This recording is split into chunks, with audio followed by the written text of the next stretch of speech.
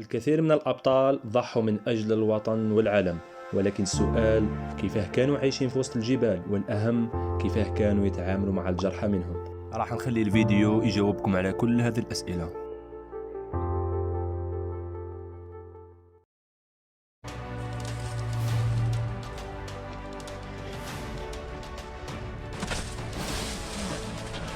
لا شرينا خرج من هنا.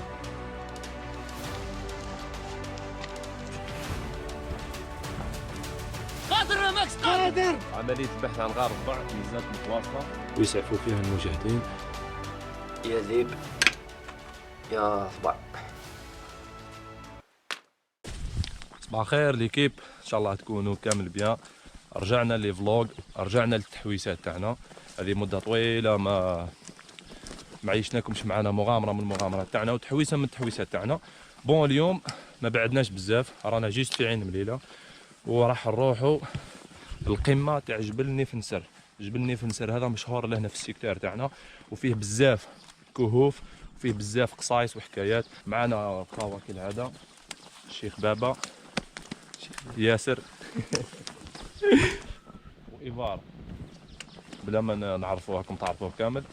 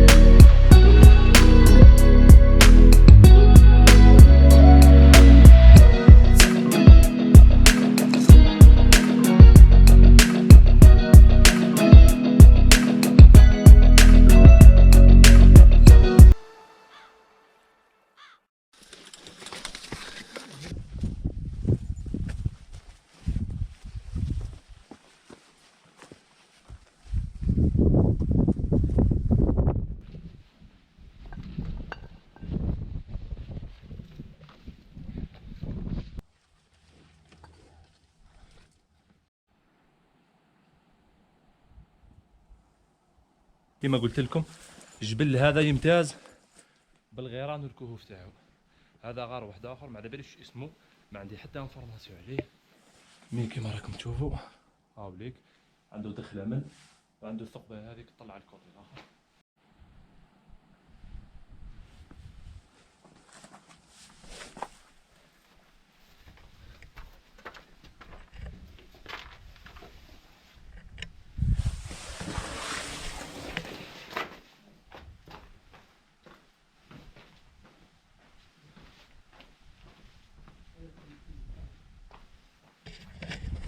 اي فوالا كما قلت لكم عنده دخله كبيره من، والثقبه هذيك تقدر تفوت قيس بنادم.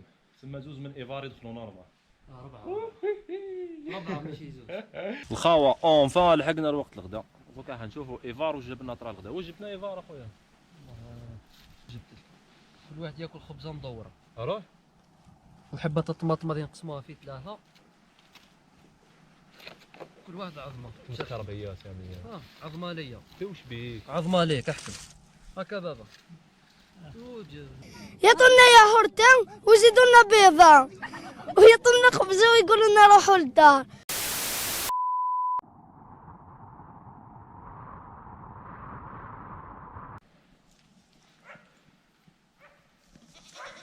لحقنا المحطة البرانسيبال تاعنا واللي هي غار المجاهدين، ولا كما يقولوا له سبيطار المجاهدين، باسكو كانوا لهنا المجاهدين يداواو في وقت الثورة الجزائرية، ربي يرحمهم ان شاء الله. بون حنا حنيتيليزيو هذا السلوم اللي مونطاوه واللي ركبوه اهل المنطقة، يعطيهم الصحة باه تطلع الفوق وتشوف غار المجاهدين.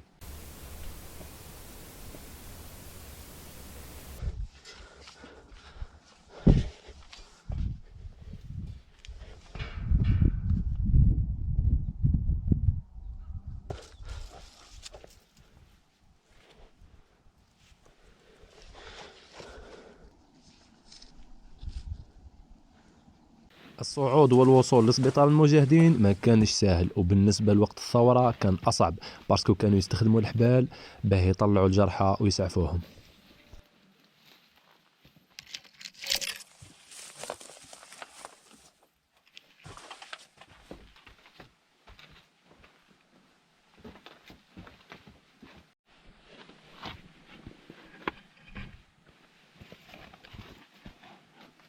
أروح من هيشام من كوبيا. هي كوبيا. بس أنا هاي كاينة بلاصة أنا طلعت عليها نزلت تمشي. روح تشوف. لازم تكون باطيحا. المستشفى من الداخل مقسم لعدة غرف، ويتضح أنه كافي لإسعاف الجرحى والمصابين. والحاجة اللي تقدر تستنتجها أنهم فريمون كانوا يعانيوا وكان عندهم صبر كبير. بطاطا طماطم بطاطا هريسة. هاي واحدة. هاي واحدة أخرى. هاي واحدة. سبحان الله.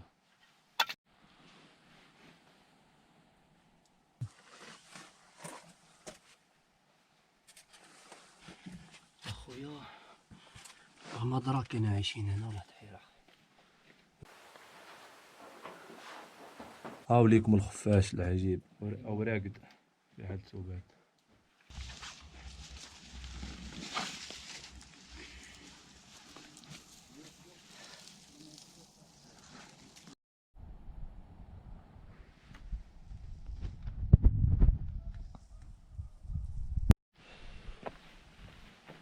اونفا ليكيب بعد قطع حوالي 9.2 كيلومتر لحقنا لاعلى نقطة في جبل نفنسر واللي يسميوها القلعة.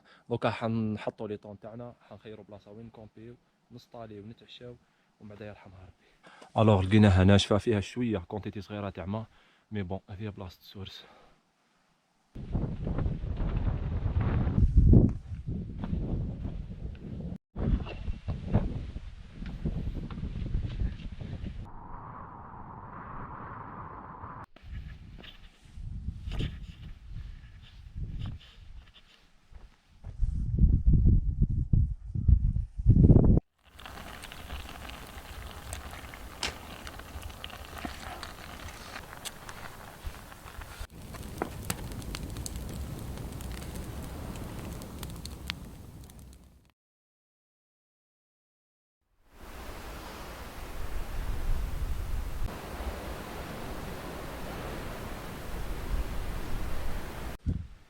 صباح النور ليكيب، ان شاء الله تكونوا بيان.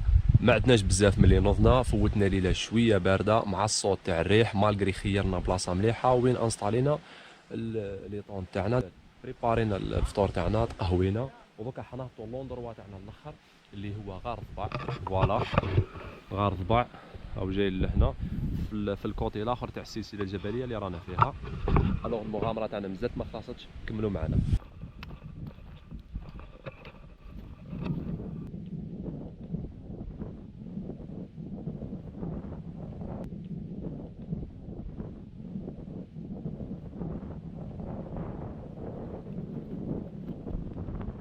عملية البحث عن غار ضبع مازالت متواصلة، مالغري جاه ياسر ايفار من قبل، مي الدخلة تاعو كيما حكاو لي قالوا لي صعيبة، ما عندوش روبير. هذا وين فيريفينا الدخلة هذه لقيناها خاطية. الوغ رانا نكملو نحوسو، وكتفرقنا تما، انا في جهة ياسر في جهة وايفار في جهة، واللي يلقاه يعيط للاخرين وخلاص. بعد حوالي ساعة من البحث او لقى ايفار وياسر لقاو الدخلة تاعو كيما قلت لكم. ها صعيبة باه تلقاها باسكو جاية مدرقة، وزيد نبت الحشيشيتو. دوكا حنمشيو واحد 20 ولا 25 متر باه نخرجوا من الكوتي الاخر. داكور دو.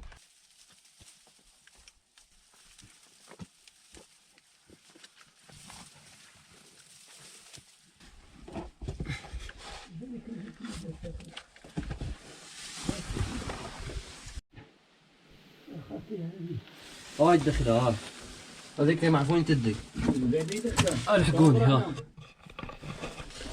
اروح هاي ضيقه شوي هاي الدخله. غار الضبع هو الآخر كان ملجأ للمجاهدين خلال الثورة، وهو أكبرهم من ناحية عدد الغرف، اتساعها وحتى العلو تاعها.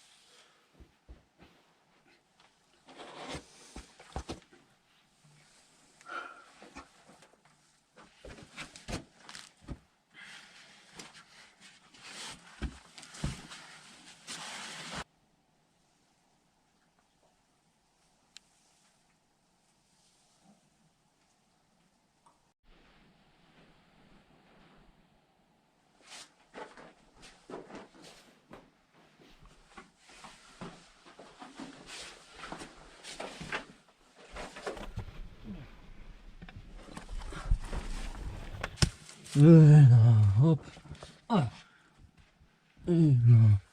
هوب هوب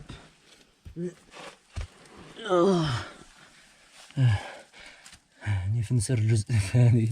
كيف راك نسيت التليفون تاعك لداخل؟ خليه يروح لا ها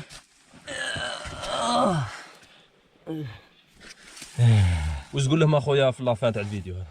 والله فات الفيديو ما طابونيوش وما ديروش جام. روحوا للغار شوفوا وحدكم. هاي تصاور. هنا خلاص المغامره تاعنا في جبل فنسر. ان شاء الله عجبتكم وعجبوكم لي مومون اللي عشناهم. ما بقى غير نقول لكم نتلاقاو في مغامره جديده ان شاء الله. اطهلاو. سلام.